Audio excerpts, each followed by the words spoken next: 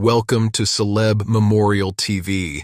Join us as we honor and remember the lives of famous personalities who have touched our hearts.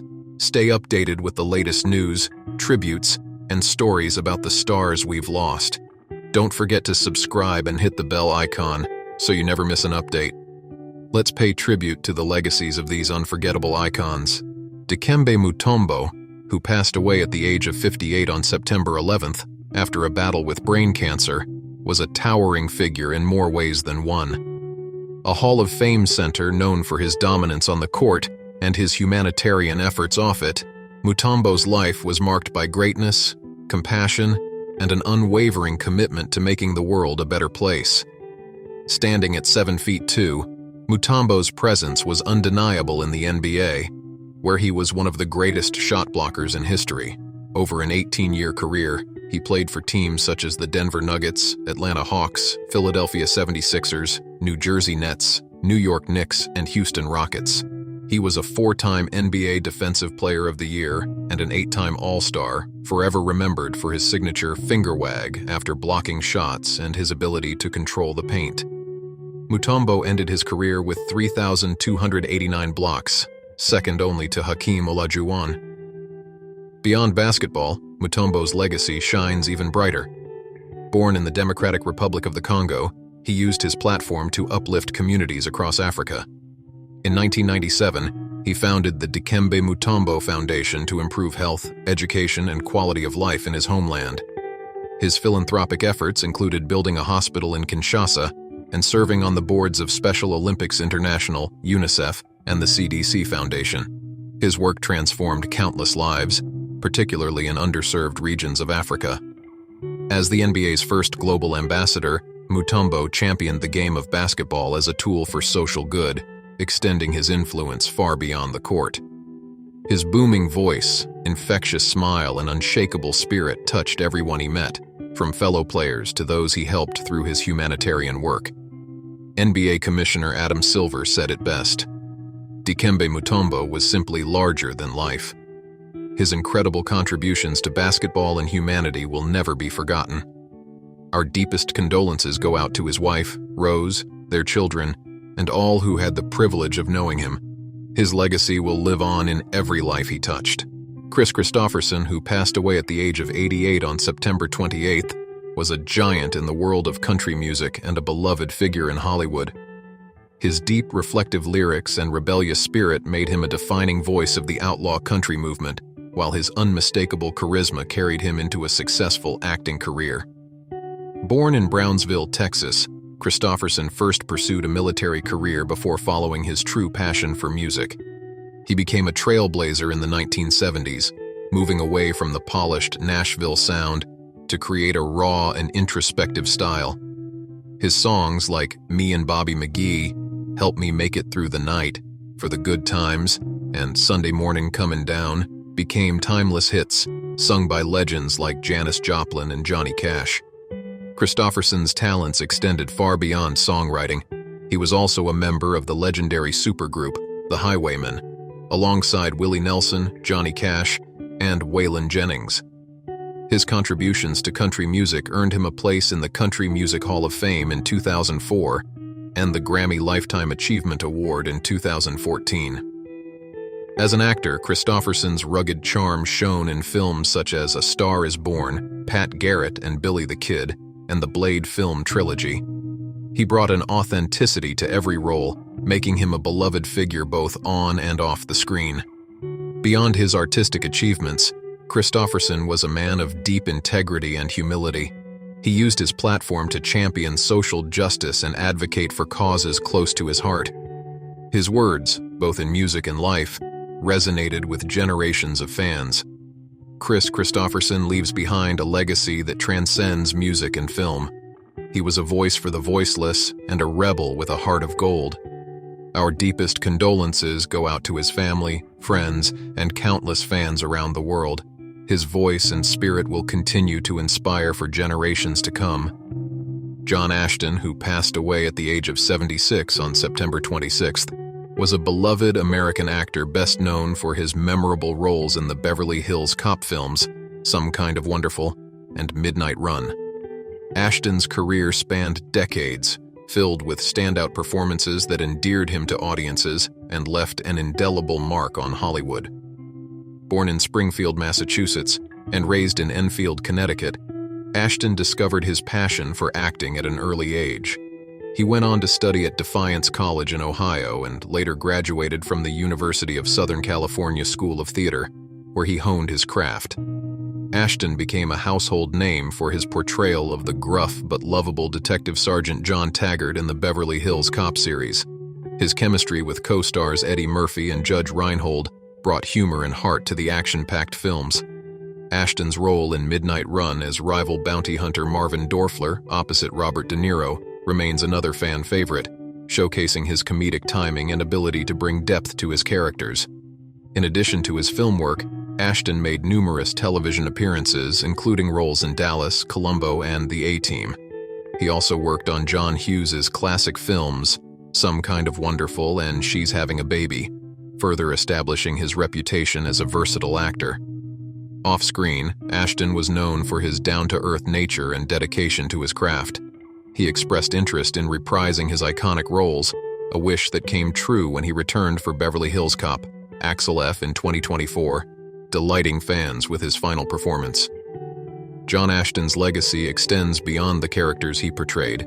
He was a devoted father, a talented actor, and a figure whose work in film and television will be remembered for years to come.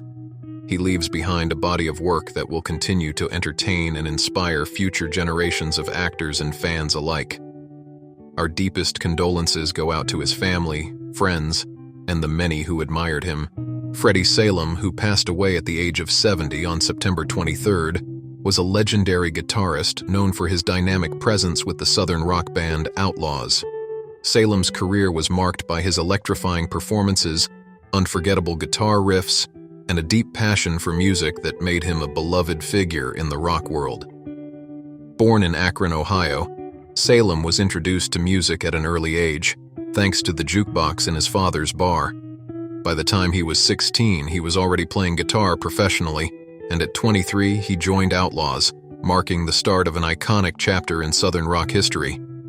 His first appearance with the band was on their 1978 album, Bring It Back Alive, and he contributed to 4 more albums before leaving the group after the release of Los Hombres Malo in 1982. Known for his high-energy performances and his undeniable talent, Salem was a driving force behind Outlaw's sound during his time with the band. Even after his departure, his songwriting continued to shape the band's music, with credits on later albums such as Soldiers of Fortune and Hittin' the Road. His influence on the southern rock genre was undeniable, and his music has left a lasting legacy.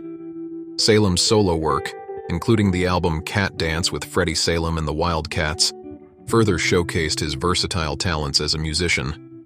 Beyond his musical career, he also helped shape the live music scene in Akron, Ohio, by opening several venues in the 1990s. In 2016, Salem was inducted into the Rock Gods Hall of Fame, a testament to his significant contributions to rock music. His former bandmates, including Outlaws drummer Monte Yoho, remembered him fondly for his sense of humor, camaraderie, and the joy he brought to those around him. Freddy Salem's legacy as a guitarist, songwriter, and performer will continue to inspire future generations of musicians. He will be deeply missed by his fans, friends, and family, but his music will live on. Laurent Tirard, who passed away at the age of 57 after a long battle with cancer, was a renowned French film director and screenwriter whose work touched the hearts of many. Tirard was best known for his unique blend of humor, heart, and cinematic skill, earning him a place among France's most respected filmmakers.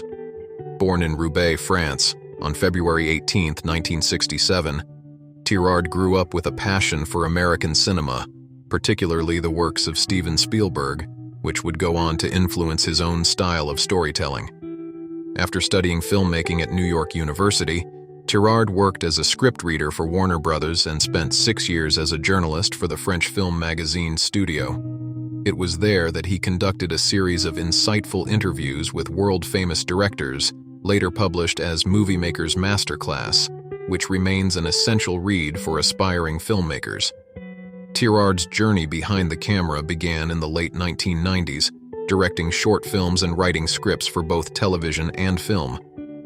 He made his directorial debut with The Story of My Life in 2004, but it was his 2007 film Molière that garnered international attention, earning praise for its clever blend of biography and fiction. His work often showcased a deep love for classic literature and a playful sense of humor, as seen in Le Petit Nicolas, 2009, an adaptation of the beloved French children's book, and its 2014 sequel, Nicholas on Holiday. Tirard's films resonated with audiences for their warmth, wit, and humanity. He had an uncanny ability to connect with viewers of all ages, bringing to life cherished stories with a fresh perspective. His contributions to French cinema have left an indelible mark, and he will be remembered for his creativity, generosity, and passion for storytelling. Laurent Tirard's passing is a tremendous loss to the film world, but his legacy will live on through the films he crafted with love, humor, and a deep understanding of the human spirit. He will be greatly missed by his family, friends, and the global film community. Phil Jones, who passed away at the age of 87, was a tenacious and respected CBS News correspondent whose remarkable career spanned more than 3 decades. Known for his fearless dedication to uncovering the truth, Jones left an indelible mark on American journalism. Jones joined CBS News in 1969 during the era of Walter Cronkite, earning the distinction of being one of Cronkite's kids. Early in his career, he covered the Vietnam War, a story that would earn him an Emmy and establish his reputation as a hard-hitting and determined journalist. His work in the field demonstrated not just a passion for the truth, but also a deep commitment to bringing important global issues to the forefront of American news. While Jones covered numerous historic moments, he is perhaps best remembered for his insightful reporting on the political battles that unfolded in Washington.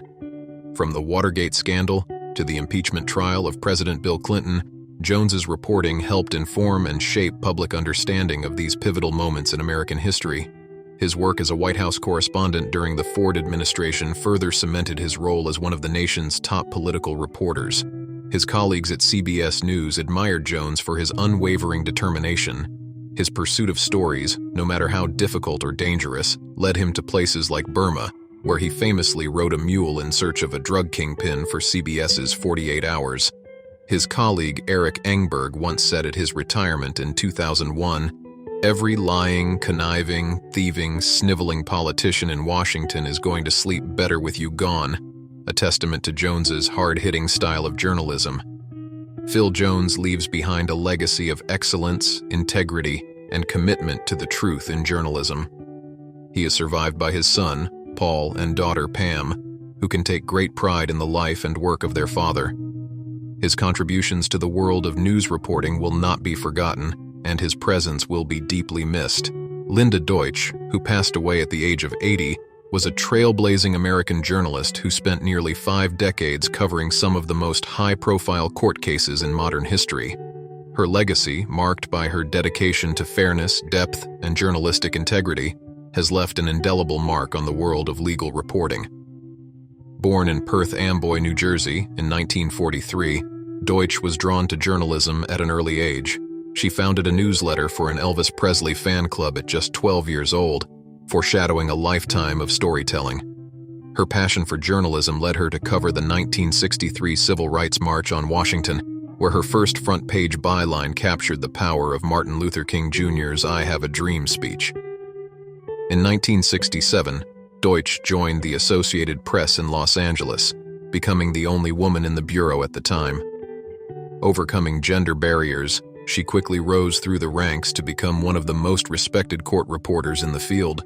Her reporting on landmark trials, including the Charles Manson case, Sirhan, and the O.J. Simpson trial, showcased her tenacity and objectivity. As one of Cronkite's kids, she earned an Emmy for her coverage of Vietnam, and her role as a pool reporter for the Simpson trial cemented her as a trusted voice in legal journalism. Linda's dedication to truth extended beyond the courtroom.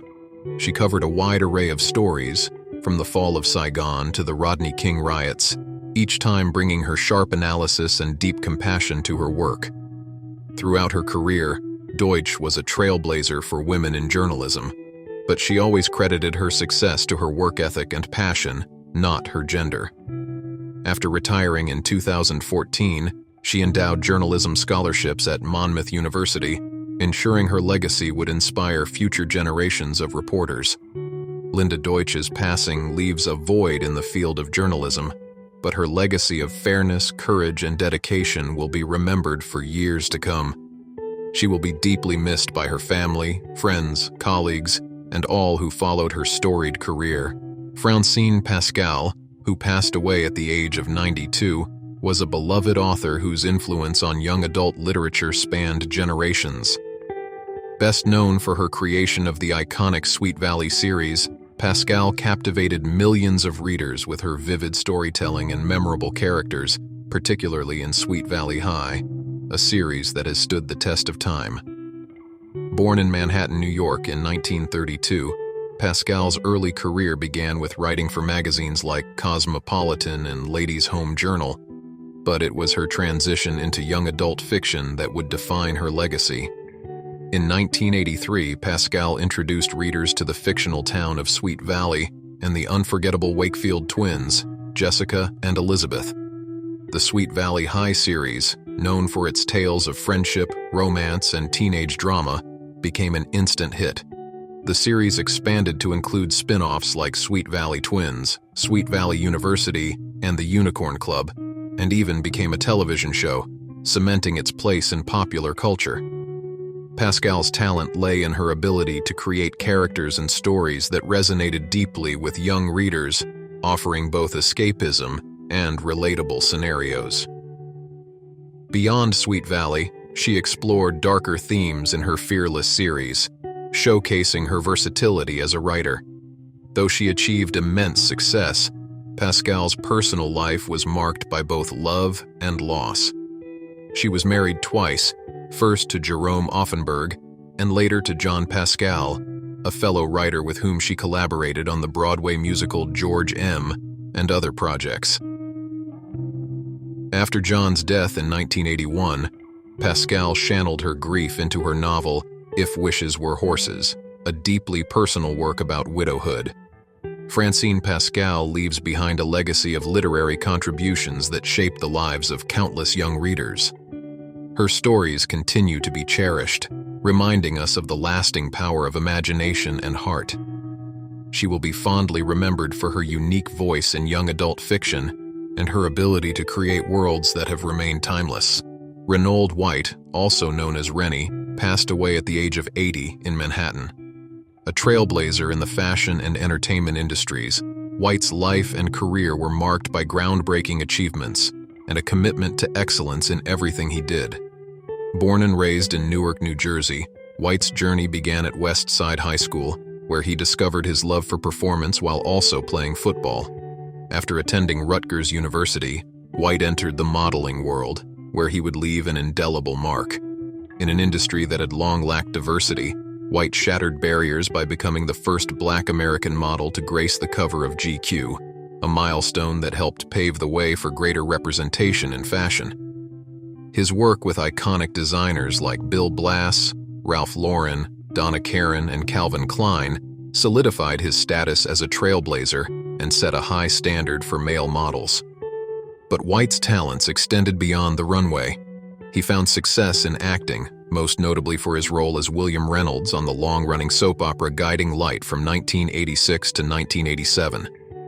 His presence on the show was another step forward in diversifying television, and he won the hearts of many with his nuanced performances.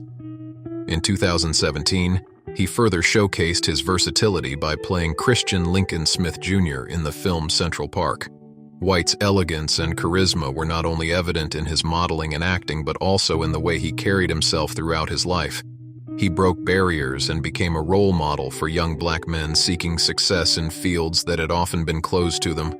Renol White will be remembered for his pioneering contributions to fashion and television, as well as his lasting influence on the generations of models and actors who followed in his footsteps. His legacy lives on through his work, which continues to inspire and uplift. Breaking news. News 1. Steve Harvey, after celebrates his 67th birthday, he's using the milestone to spotlight the importance of regular health screenings for men in their golden years.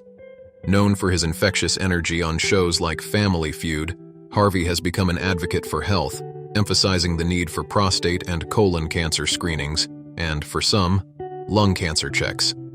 Harvey's message is clear. Early detection can save lives. This call to action is not just for himself, but for all men his age, as catching potential health issues early significantly improves treatment success rates. Platforms like SurvivorNet, which focus on cancer awareness, support his plea, highlighting that preventative health checks are critical. Doctors recommend men around Harvey's age prioritize annual screenings for prostate cancer, using the prostate-specific antigen blood test as a key tool for early detection. Colon cancer screenings are also vital, along with lung cancer checks for current or former smokers. As Harvey embarks on another year, his health advocacy is a powerful reminder to prioritize well-being. His message urges men to take control of their health, not only for themselves but for their families and loved ones. News 2. Hollywood producer and talent agent Jay Canter, who represented iconic stars such as Marlon Brando, Marilyn Monroe, and Grace Kelly, has passed away at the age of 97.